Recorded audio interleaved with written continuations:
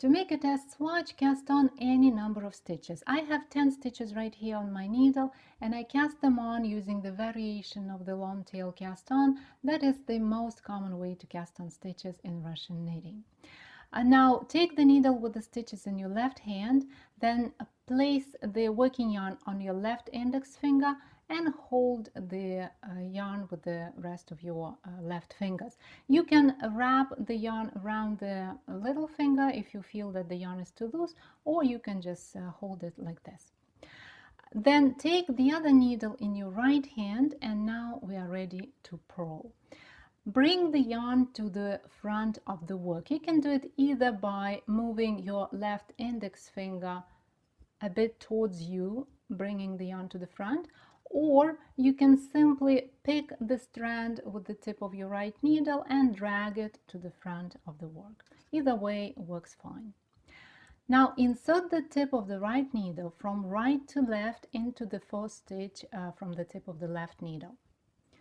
Then with the right needle, pull the stitch a bit to the right so that the working yarn is at the back of the stitch. Then pick the working yarn from left to right like this and push it through the stitch. And then slip the original stitch off the left needle. That's it. Let's do it again. Go into the stitch, then pull the stitch a bit to the right to move the working yarn to the back of the stitch. Pick the working yarn, pull it through the stitch, and slip the original stitch off the left needle. And one more time. Into the stitch, pull the stitch to the right, pick the strand, and slip the original stitch off the left needle. If you need to purl several stitches in a row, like one after the other, then it helps to move the working yarn further from the tip of your left index finger, like this.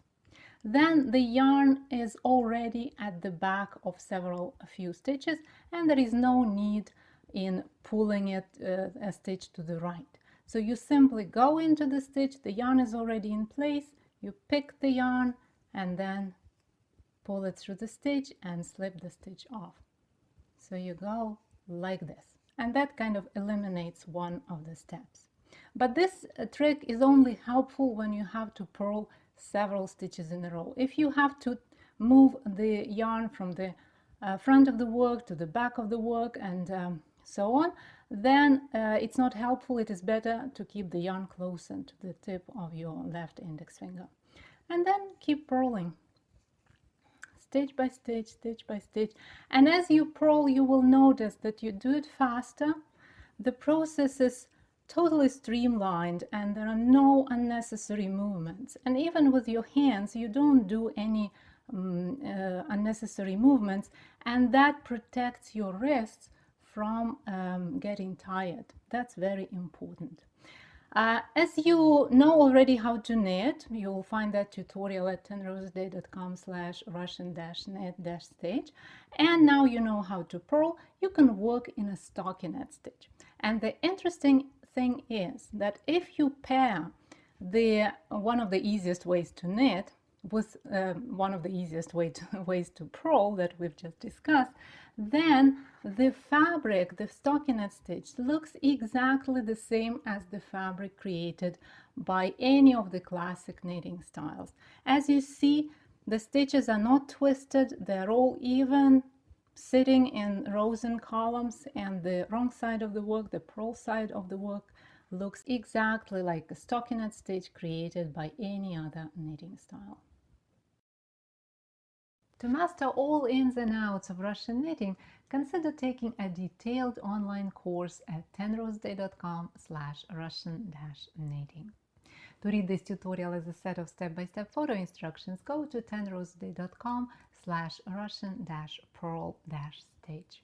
To download it as a PDF, join the club at tenroseday.com/club. Thank you for watching this video and have a wonderful week. I'll see you in the next tutorial.